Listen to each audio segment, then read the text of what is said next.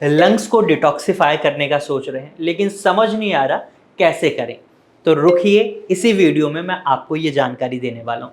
आज इस वीडियो में मैं आपको बताऊंगा कैसे आप अपने लंग्स को डिटॉक्सिफाई कर सकते हैं। तो चलिए शुरू करते हैं, लेकिन इससे पहले समझते हैं लंग्स को डिटॉक्सिफिकेशन की जरूरत क्यों होती है। नमस्कार, आपका स्वागत है भारत होम्योपैथी के यूट्यूब चैनल पर। और आज इस वीडियो में हम बात करेंगे कैसे आप घर बैठे ही अपने लंग्स को डिटॉक्सिफाई कर सकते हैं नेचुरली, यानी how to detoxify your lungs at home naturally. इस पर आज ये वीडियो रहने वाली है। ये वीडियो एंड तक देखना ताकि आपको इस जानकारी का पूरा फायदा मिल सके। लेकिन यहाँ पर एक सवाल उठता है कि लंग्स को डिटॉक्सिफाई करने की ज़रूरत क्यों होती है।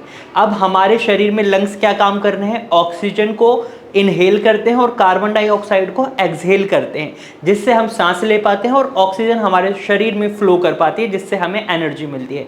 ऐसे में अगर लंग्स में कोई दिक्कत बन जाती है तो हमें सांस लेने में तकलीफ, खांसी, कफिंग ऐसी प्रॉब्लम्स को फेस करना पड़ता है। अस्थमा हो सकता है, सीओपीडी हो सकता है, या रेस्पिरेटरी कोई और डिजीज हो सकती है। तो इससे बचने के लिए हमें क्या करना होता है? अपने लंग्स को डिटॉक्सिफाई करना होता है। जैसे आप देख सकते हैं, जब आप कार की सर्विस कराते हैं तो उसके एयर फिल्टर को या तो रिमूव कर दिया जाता है, बदल दिया जाता है, या फिर उसकी सफाई करी जाती है। और इसी तरीके से आप अपने एसी की सर्विस कराएंगे तो उसके फिल्टर्स को भी साफ करा जाता है। तो इसी तरीके से आपको अपने शरीर में इस लंग्स को डिटॉक्सिफाई करने की जरूरत पड़ जाती है, क्योंकि अगर आप अपने लंग्स को डिटॉक्सिफाई नहीं कर रहे तो ये क्या हो रहा है, इनके अंदर म्यूकस का फॉर्मेशन बढ़ रहा है। म्यूकस का फॉर्मेशन बढ़ता है, साथ ही साथ इन्फ्लेमेशन बढ़ती है। तो जो एयरवेज होते हैं उनका स्पेस कम हो जाता है और सांस लेने में तकलीफ होती है। चलिए, ये तो बात हुई कि ये दिक्कतें होती हैं, इस वजह से हमें डिटॉक्सिफाई करना होता है। अब समझते हैं डिटॉक्सिफाई कैसे करना है, क्या चीजें हैं जो हम अपने डे शेड्यूल में इंक्लूड कर अपने लंग्स को डिटॉक्सिफाई कर सकते हैं।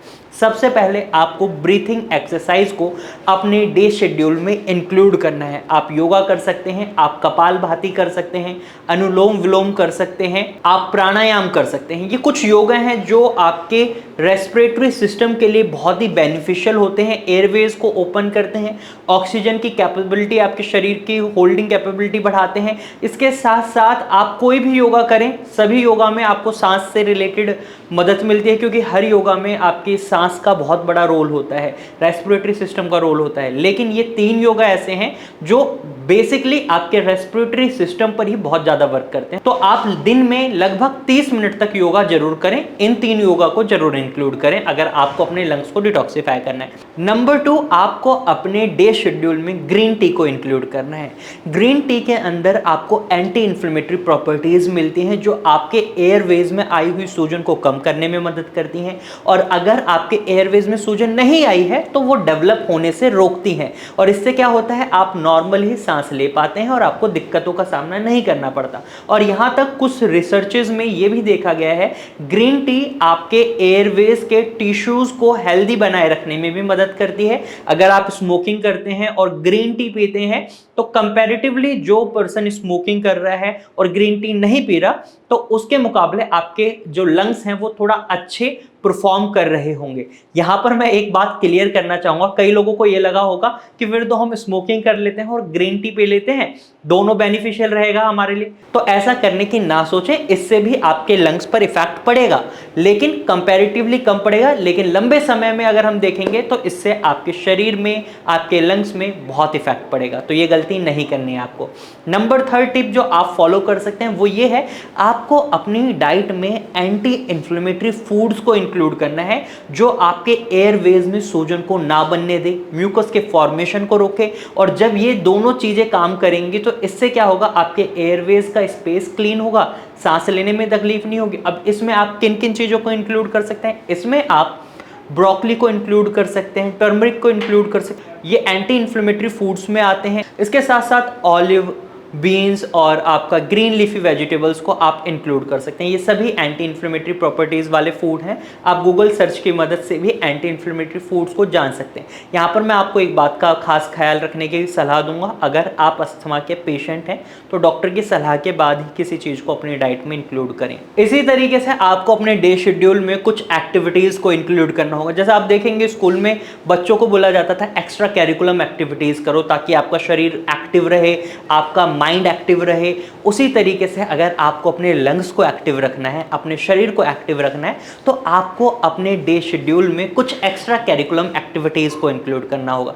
जैसे आप डांस कर सकते हैं, स्विमिंग कर सकते हैं और वॉकिंग कर सकते हैं, साइकिलिंग कर सकते हैं। ये जो भी एक्टिविटीज़ हैं ये आपके लंग्स के फंक्शन को परफॉर्म करने में मदद करती हैं, इसकी परफॉर्मेंस बेटर करते हैं, साथ ही आपकी जो ऑक्सीजन की कैपेबिलिटी होती है शरीर की उसको बढ़ाती हैं और धीरे धीरे आपके लंग्स बहुत अच्छे से फंक्शन करने लगते हैं और जो भी गंदगी आपके लंग्स में होती है वो धीरे धीरे डिटॉक्सिफाई हो जाती है। इस तरीके से आप अपने लंग्स को डिटॉक्सिफाई कर सकते हैं। अब मैं एक ऐसी ड्रिंक बताने वाला हूँ जिसकी मदद से आप अपने लंग्स में जमी हुई सभी गंदगी को बाहर कर सकते हैं। उसके लिए आपको कुछ चीज़ों को लेना होगा।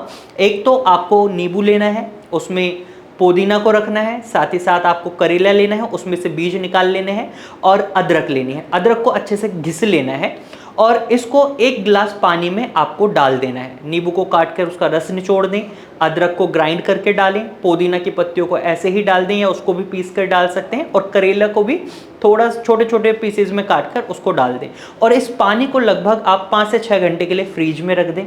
और जब आपका ये पानी 5-6 घंटे पुराना हो जाता है तो इसके अंदर जो भी आपके अदरक के जो मिनरल्स होते हैं, बेनिफिट्स होते हैं, वो आपको मिलेंगे। लेमन का बेनिफिट मिलेगा। ये आपके लंग्स को डिटॉक्सिफाई करने में बहुत अच्छी मदद करेगी ये ड्रिंक। यहाँ पर मैं आपको एक बात और बता देता हूँ, अगर आप ठंडा पानी पीना पसंद नहीं करते तो इसको नॉर्मल वाटर में भी आप ले सकते हैं। इस तरीके से आप अपने लंग्स को डिटॉक्सिफाई कर सकते हैं। लेकिन यहाँ पर एक बहुत ज़रूरी बात है, अगर आप ये सारी चीज़ें करते हैं और अपनी एक आदत नहीं बदलते तो आपकी ये सारी मेहनत खराब है।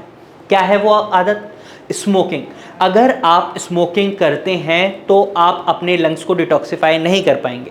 अगर आप स्मोकिंग करते भी हैं तो कोशिश करें 15 से 20 दिन के लिए आप स्मोकिंग को बिल्कुल छोड़ें। आप देखेंगे धीरे धीरे आपकी स्मोकिंग की आदत हट जाएगी और साथ ही साथ आपके lungs back to healthy condition में आ जाएंगे। यानी आपके लंग्स जो पहले धीरे धीरे खराब हो रहे थे अब वो धीरे धीरे रिकवर होने लगेंगे अगर आप इन टिप्स को फॉलो करते हैं और स्मोकिंग को छोड़ देते हैं। क्योंकि अगर आप स्मोकिंग को नहीं छोड़ते तो ये आपके शरीर में अस्थमा, COPD, रेस्पिरेटरी कई और डिजीजेस बना सकता है, लंग कैंसर तक बना सकता है और शरीर में कई और हेल्थ रिलेटेड प्रॉब्लम्स को कॉज कर सकता है। तो स्मोकिंग को आज से ही छोड़ दें और इन टिप्स को फॉलो करें, अपने लंग्स को डिटॉक्सिफाई करें।